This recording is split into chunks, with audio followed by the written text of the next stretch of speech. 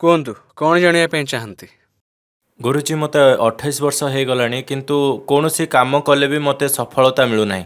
ଭଲ କାମ ଗୁଡ଼ା ବି ବିଗିଡ଼ି ଯାଉଛି ଆଉ ପଇସାର ସବୁବେଳେ ସମସ୍ୟା ରହୁଛି। ମୁଁ ଏତେ ଦିନ ହେଲା 2013ରୁ କାମ କରୁଛି ମୁଁ। କ'ଣ କାମ କରନ୍ତି ତଥାପି ଆପଣ? ଏବେ ତ ଗାଡ଼ି ଚଲାଉଛି ଅଟୋ ଗୋଟେ, ସେଇଟା ବି ଲୋନରେ ନେଇଛି ଆଉ 6,000 ମାତ୍ର 6,000 ତାର EMI ମୁଁ ଦେଇପାରୁନି ତାକୁ। ପାଠ କେଉଁ ଯାଏଁ ପଢ଼ିଛନ୍ତି? +2 ଯାଏଁ।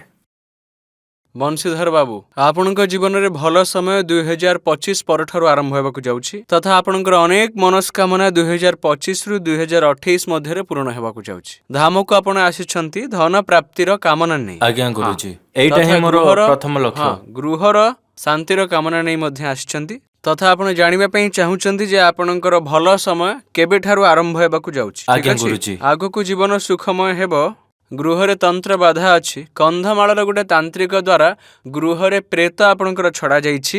ତାଙ୍କର ପ୍ରଭାବ ଅଛି, ସେଥିପାଇଁ ଦାରିଦ୍ର୍ୟତା ଅଛି। ପ୍ରତ୍ୟେକ କାର୍ଯ୍ୟର ଅସଫଳତା ମିଳୁଛି। ଆଜ୍ଞା। ଆସନ୍ତୁ।